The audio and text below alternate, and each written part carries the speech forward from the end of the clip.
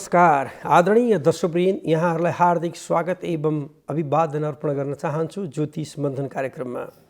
दर्शकवृन्द, ज्योतिष मन्थन कार्यक्रम अन्तर्गत वास्तु, राशि, रत्न, ग्रह गोचर एवं पर्व विशेषका बारेमा चर्चा, परिचर्चा र त्यसका निदानका मार्गहरूलाई यहाँहरू समक्ष तात्विक तत्त्वको रूपमा पस्किँदै आइराखेका छौँ। महानुभावहरू, ज्योतिष त्यस्तो शास्त्र हो जसले भूत, भविष्य र वर्तमानलाई बताउने गर्दछ। र दर्शकवृन्द, हामी जुनसुकै पथ पन्थमा चले तापनि सूर्य एउटै छन्, पृथ्वी तत्त्व एउटै रहेको छ, जल एउटै रहेको छ र सम्पूर्ण मानव जातिहरूको जुन कि रगत एउटै रहेको छ। कार्य विभाजनको कारणले गर्दाखेरि कहिलेकाहीँ जात जातित्वहरू निर्माण भए होलान्, अर्थात् भूमिहरू परिवर्तन भए होलान्। कोही उत्तरी गोलार्धमा बस्नुभएको छ, कोही दक्षिणी गोलार्धमा हुनुहुन्छ, कसैको रङ सेतो, कसैको रङ कालो, कोही पूर्वी गोलार्धमा त कोही पश्चिमी गोलार्धमा रहनुभएको छ। तसर्थ यो गोलार्धमा रहँदाखेरिको अवस्थामा वातावरणको कारणले गर्दाखेरि तपाईँ हाम्रो रङ, तपाईँ हाम्रो रूप र तपाईँ हाम्रो खानपान र तपाईँ हाम्रो बोली वचनहरूमा केही परिवर्तनता रहन सक्दछ। आज म यहाँहरूलाई कुण्डलीको विश्लेषण, मानव जातिभित्रको कुण्डलीको विश्लेषण, ज्योतिष विधा के हो र यसमा प्लस वास्तु वस्तुको मिलान कसरी गर्नुपर्ने हुन्छ, के स्थान विशेषमा वास्तु फरक हुन्छ या एउटै हुन्छ, वास्तु कति प्रकारका छन्, यस्ता विषयवस्तुहरूको बारेमा म यहाँहरूलाई तात्विक तत्त्वको रूपमा पस्किन गइराखेको छु।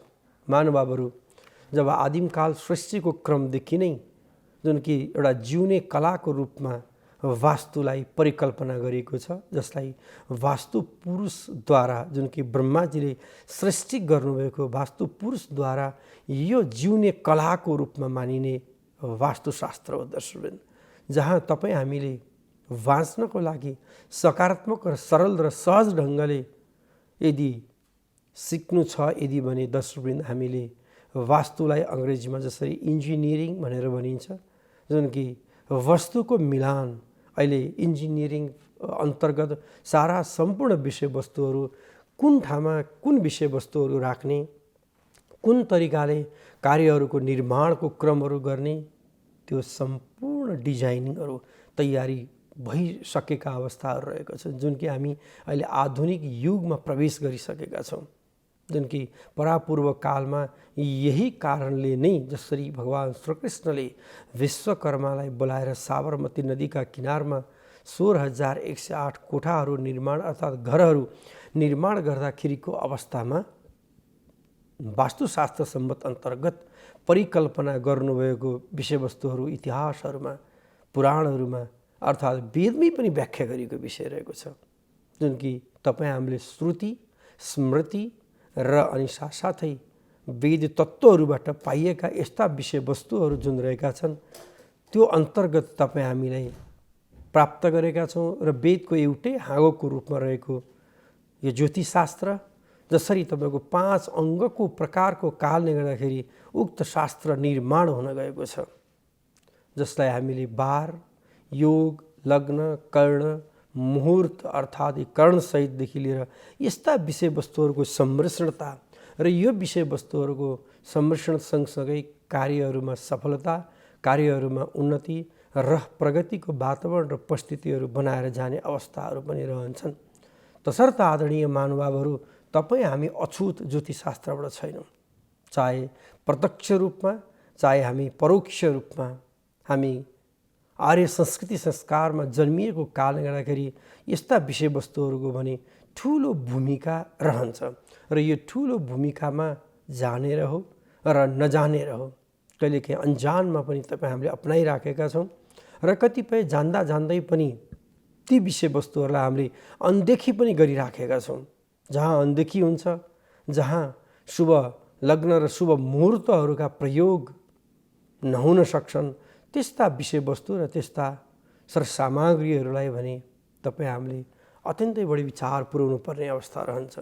तसर्थ आदरणीय महानुभावहरू, तपाईँ हामीलाई सरलता र सहजताको जीवनयापनको इच्छा के मानव मात्रलाई हुँदैन होला र?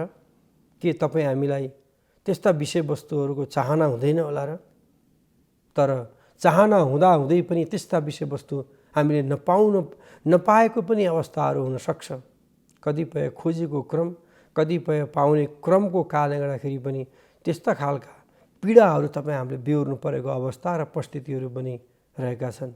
तसर्थ आदरणीय महानुभावहरू, ती विषयवस्तु र ती परिस्थितिहरूको हर हमेसा सही तरिकाले सदुपयोग गर्नु, अर्थात् काम, कमाई र उन्नति प्रगतिहरूको लागि सहजता र सरलताका साथ अगाडि बढाउनु नै जीवनयापनको एउटा सरलीकरण र सहजताकरणको रूपमा रहन्छ।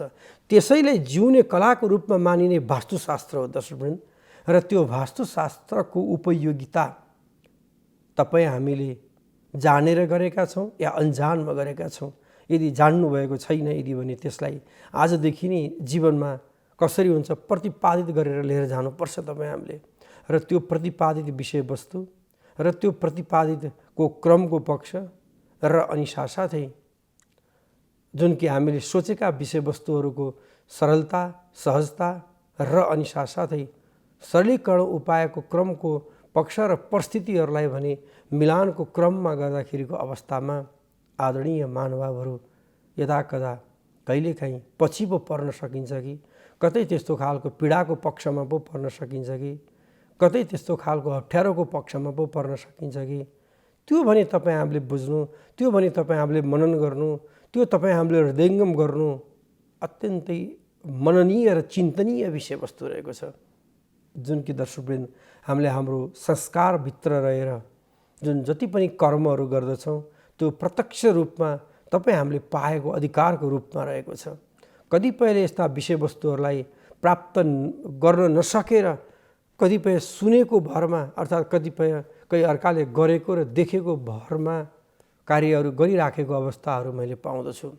हो, यस्तै विषयवस्तु र यस्तै प्रकृति र यस्तै वातावरणहरूलाई हृदयङ्गम गर्नु पर्दाखेरिको अवस्थामा भने हर हमेसा तपाईँ हामीले सोचनीय र मननीय तरिकाले गर्नुपर्छ। अघि यहाँलाई मैले बिन्ती गरेँ जस्तै यदि तपाईँ हामी कोही एकदमै भूगोलको आधारमा कोही पूर्वतिर, कोही पश्चिमतिर, कोही दक्षिणतिर, कोही उत्तरतिर जन्मिएका छौँ, तसर्थ भूगोलको आधारको कारणले गर्दाखेरि कहीँ एक प्रकारको कर्महरू चलिराखेको हुन्छ भने कतैपट्टि दर्शकवृन्द अर्को प्रकारको कर्महरू चलिराखेको छ। तर पुग्ने सम्बन्धित ठाउँ भनेको त्यो एउटै ठाउँ हो जहाँ तपाईँ हामीले मुक्तिको मार्गहरूलाई खोजिराखेका हुन्छौँ, जहाँ हामीले गरेको काममा सफलता र उन्नतिको वातावरणहरू परेको अवस्था पनि रहन्छ, जहाँ आर्थिक उन्नति प्रगति र आर्थिक समृद्धिको वातावरण र परिस्थितिहरू बनेको हुन्छ, जहाँ पारिवारिक समृद्धि, पारिवारिक सुख शान्तिको परिकल्पना गरिराखिएको हुन्छ, जहाँ हाम्रा पितृहरूले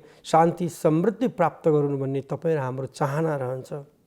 हो दर्शकवृन्द, यस्तै प्रकृति र यस्तै विषयवस्तुको लागि सरलीकरण गर्नको लागि भने तपाईँ हामीले वास्तुशास्त्र अन्तर्गतको वास्तुको मिलानको क्रम गर्नु आवश्यकताको विषय रहन्छ। र यसै परिप्रेक्ष्यमा म यहाँलाई वास्तु अनुरूप तपाईँ हामीले घर निर्माण गर्दाखेरि कुन कुन विषयवस्तुहरूलाई बढी ध्यान दिनुपर्ने हुन्छ, म त्यो ध्यान दिने विषयवस्तुहरू यहाँलाई म जानकारी गराउँदछु। दर्शकवृन्द, प्रथमतः तपाईँ हामीले जुन कि पञ्चतत्त्वमा रहेका छौँ हामी, जहाँ पृथ्वी, जल, तेज, वायु र आकाशको क्रम जुन रहन्छ, यी पाँच तत्त्वको क्रम जुन रहन्छ त्यो पाँच तत्त्वको क्रमको विषयवस्तुमा तपाईँ हामी यही भूमरीमा हुर्केका छौँ, बढेका छौँ, अर्थात् यही पञ्चतत्त्वले नै तपाईँ हामीलाई हुर्काउने, बढाउने अर्थात् कार्यदिशाको क्रमहरूलाई अगाडि बढाउने गरिराखेको छ। र त्यो कार्यदिशाको क्रमलाई अगाडि बढाउनु, कार्यदिशाको क्रमको लागि जुन कि पछाडि हटाउनु इत्यादि गर्नु भनेका विषयवस्तु भनेको त्यो पञ्चतत्त्वहरूलाई हामीले नबुझ्नु दर्शकवृन्द। जहाँ पञ्चतत्त्वको आधारमा पूर्व र उत्तरपट्टिको भाग जसले हामीले जलतत्त्वको रूपमा लिँदछौँ र यदि गृह निर्माणको क्रममा पूर्व र उत्तरपट्टिको भागलाई यदि तपाईँले पानीको स्रोत या इनार या तपाईँ आफूले ट्वेल या तपाईँ आफूले कुनै पनि अन्य धारा यदि निर्माण गर्नुहुन्छ भने ईशान कोणतर्फ पूर्व र उत्तरको भागमा जलतत्त्वको स्थानमा जललाई नै तपाईँ आफूले राख्नुहोस्, वास्तु शुभ भएर जान्छ। यदि तपाईँ आफूले जलतत्त्वको स्थानमा अग्निलाई प्रयोग गर्नु भने आगो र पानीको सम्मिश्रणता कस्तो हुन्छ होला त्यो तपाईँ हामीले व्याख्या गरिरहनु पर्ने आवश्यकता नै छैन। तसर्थ दोस्रो स्थान जहाँ हामीले पूर्व शक्तिको स्थानको रूपमा पनि मानिन्छ, जहाँ ब्रह्माको स्थानको रूपमा मानिन्छ, जहाँ पूर्वपट्टिको स्थानबाट आउने हामीलाई सकारात्मक ऊर्जा शक्ति जुन रहन्छन् ती ऊर्जा शक्तिको स्थानको रूपमा रहेको कारणले गर्दा उक्त विषयवस्तु र उक्त स्थानलाई भने हामीले खुल्ला राख्नुपर्ने हुन्छ, जहाँ कि प्रकृति रूपी पर्यावरण जुन कि पर्यावरण र प्रकृतिको एउटा संरक्षणता रहन्छ, त्यो प्रकृति तपाईँ हामीसँग पञ्चतत्त्वमा लीन हुँदाखेरिको अवस्थामा जुन कि हामीले प्राप्त गर्न सकौँ दर्शकवृन्द।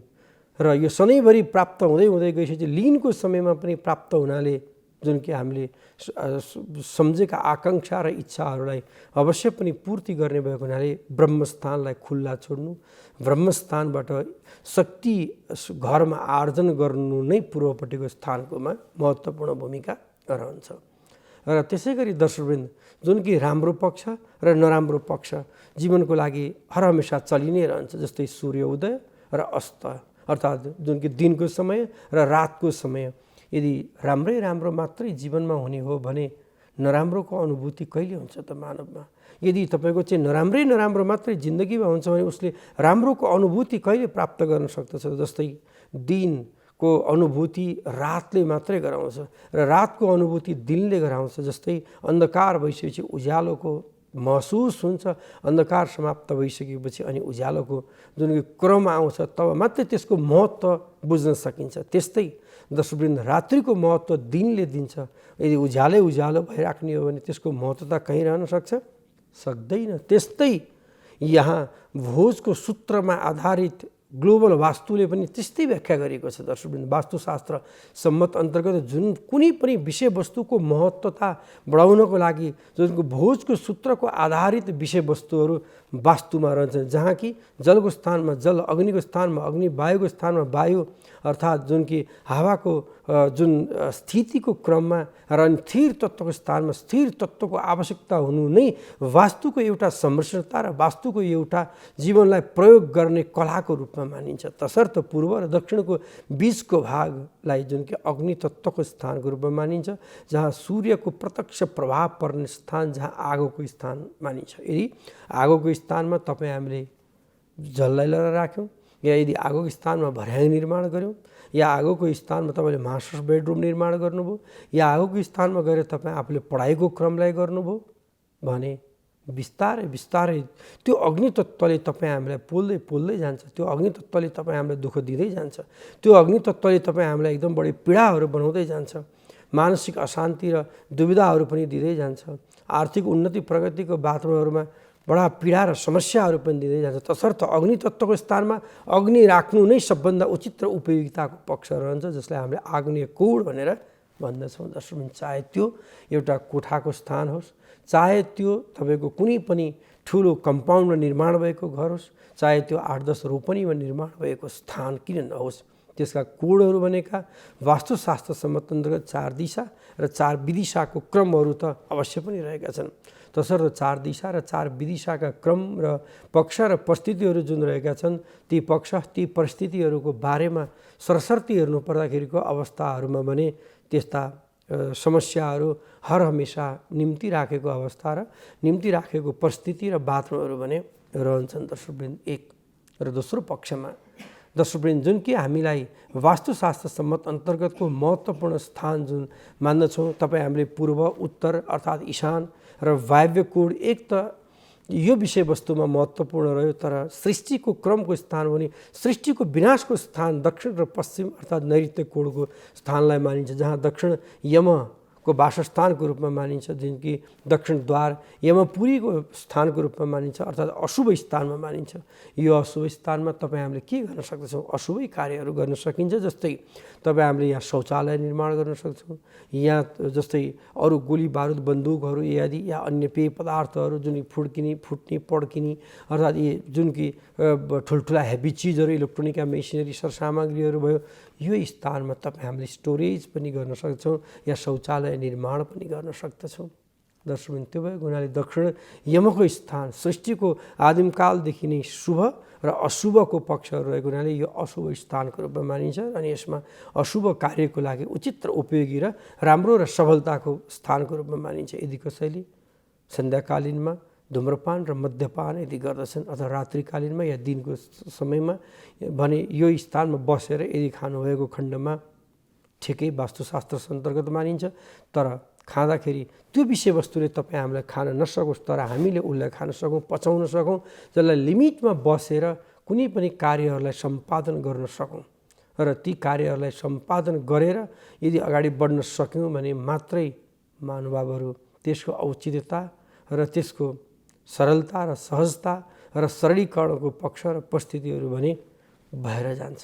तसर्थ अग्निस्थान पछाडि दक्षिण यमको स्थान र तत्पश्चात दर्शकवृन्द जुन कि पश्चिम र दक्षिणको बीचको स्थान, जसलाई मास्टर बेडरुमको स्थानको रूपमा नैऋत्य कोण मानिन्छ। नैऋत्य कोण जुन कि स्थिर तत्त्वको रूपमा मानिन्छ, जसलाई जमिनको केही अलिकति उचाइको स्थानमा रहनु, जहाँ कि नैऋत्य कोण निऋति नाम गरेको दानव जुन रहेको छ त्यो दानवको वासस्थानको रूपमा रहेको छ र त्यो दानवको वासस्थानको रूपमा रहेको कारणले गर्दाखेरि यो स्थानलाई चलाउनु त्यति उचित र उपयोगी पनि मानिँदैन।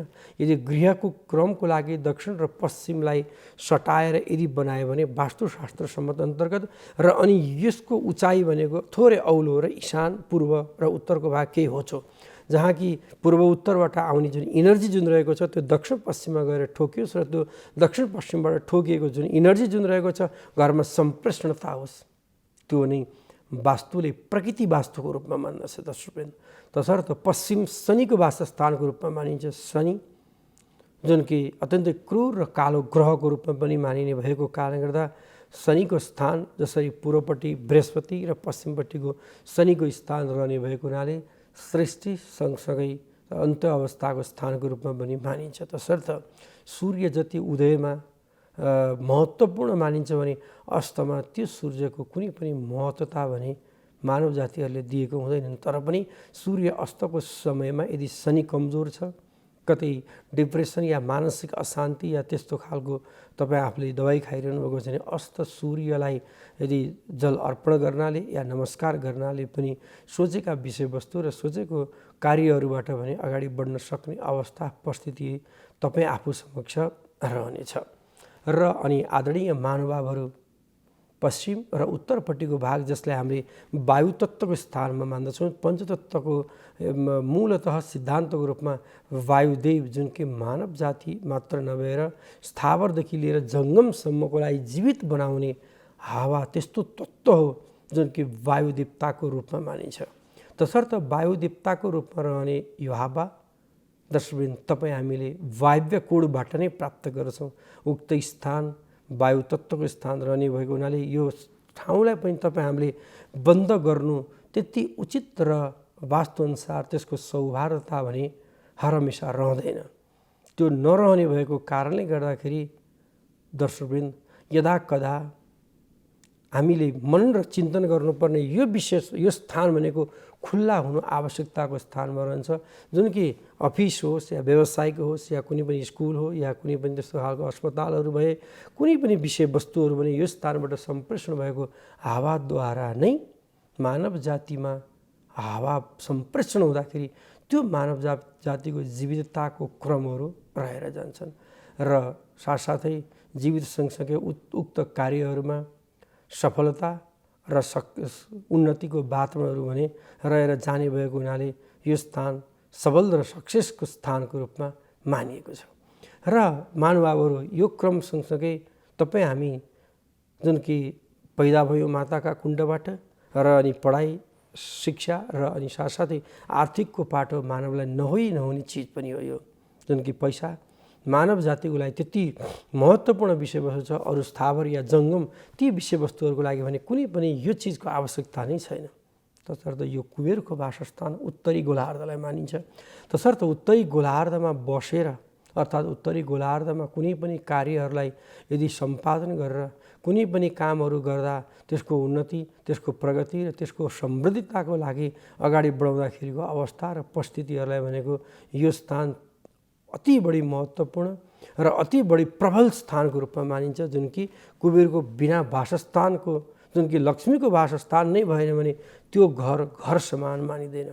सरस्वतीको वासस्थान भएन भने त्यो घर समान मानिँदैन। लक्ष्मी र सरस्वती एक आपसमा परिपूरक रहेका छन्, विद्या र सम्पत्ति। जसरी तपाईँको विद्या बुद्धि र त्यस पछाडि त्यसको आर्जन गर्ने चाहिँ तपाईँको सम्पत्ति, जसलाई धनात् धर्मत ततः सुखम भनेर भनिन्छ। जुन कि धन र धर्मको जुन प्रकृति जुन रहन्छ, धर्म गए धन भयो भने धर्म भयो, एक आपसमा जुन कि परिपूरकताको रूपमा रहने भएको कारणले गर्दाखेरि यो स्थान कुबेरको वासस्थानको अत्यन्तै महत्त्वपूर्ण र अत्यन्तै मार्मिक स्थानको रूपमा रहन्छ। दर्शकवृन्द, यी यहाँलाई हामीले 4 दिशा र 4 विदिशाको बारेमा व्याख्या गऱ्यौँ भने प्लस दर्शकवृन्द जुन कि मध्यभाग, जसलाई हामीले केन्द्रबिन्दु भनेर भन्दछौँ, जुन कि केन्द्रबिन्दु वास्तु पुरुषको नाभिको स्थानको रूपमा मानिन्छ। कुनै पनि जमिनहरूमा माझको पोइन्ट अर्थात् माझको स्थान शुभ हुनु, माझको स्थानमा कुनै पनि कार्यहरू गर्न सक्नु, माझको प्रकृतिहरूको लागि कुनै पनि विषयवस्तुहरूबाट भने काम कारबाही र उन्नति प्रगतिलाई अगाडि बढाउनु भनेको धेरै सबलता र धेरै सहजता र धेरै उन्नतिको मार्गहरूलाई प्रशस्त रूपमा अगाडि बढाएर लिएर जान्छ। तसर्थ यी मार्गहरूलाई प्रशस्त रूपमा अगाडि बढाएर लाने र ल्याउने विषयवस्तुहरूको क्रम र वातावरणहरूको लागि भने महानुभावहरू उक्त स्थान खुल्ला छोड्नु वास्तुशास्त्र सम्मत अन्तर्गत एकदमै बढी उपयोगी र एकदम बढी सफलताको रूपमा मानिन्छ। तसर्थ उक्त स्थान सकेसम्म हुनेसम्म खुला गरौँ। तर अहिले तपाईँ हामीले निर्माण गरेका घरहरू जति पनि रहेका छन् ती सम्पूर्ण बन्धको रूपमा रहेको छ र कतिपय तपाईँ हामीले ठुल्ठुलो कम्पाउन्डभित्र बनेका मन्दिरहरू जुन रहेका छन् बीचमा खुल्ला हुन्छ, जुन कि त्यो बीचको एउटा शक्ति जुन रहन्छ, जुन इनर्जी जुन छ, जुन कि तपाईँको आभामण्डलमा जुन घुमिराखेको एउटा अमृत तत्त्व जुन रहेको छ, त्यो अमृत तत्त्व त्यो माझबाट प्राप्त हुने भएको कारणले गर्दाखेरि उक्त स्थान खुल्ला रहनु, उक्त स्थानमा तपाईँको चाहिँ कुनै पनि कार्यहरू गर्नु नै ज्योतिषशास्त्र अर्थात् वास्तुशास्त्र सम्मत अन्तर्गत बढी सबलता, सरलता र सहजता र अनि साथसाथै प्रत्येक कार्यबाट सफलताको घडी भने तपाईँ हामीले छुम्न सक्दछौँ। र माझको स्थानलाई नाभिको स्थान जहिले पनि जुन कि सृष्टिको आदिमकालदेखि नै ब्रह्माजी पनि नाभि कमलद्वारा नै प्राकट्य हुनुभयो। तपाईँ हामीले नि मातापिताको जुन कि सुणित गर्भद्वारा पेटमा रहँदाखेरिको अवस्थामा नि नाभिद्वारा नै खाने कार्यहरू तपाईँ हामीले गर्दछौँ। त्यो भएको कारणले गर्दाखेरि दर्शकवृन्द पछि निर्माण भएका यी अरू विषयवस्तुहरूलाई ध्यान नदिकन वास्तुशास्त्र सम्मत अन्तर्गत शान्ति समृद्धिलाई बीचको ब्रह्मस्थानलाई यदि खुल्ला राख्न सक्यौँ भने पक्कै पनि त्यो घर समान हुनेछ भन्दै आजको लागि ज्योतिष मन्थन कार्यक्रम सकेको छ। नेपाल टेलिभिजन हेर्दै गर्नुहोला। हस्त नमस्कार।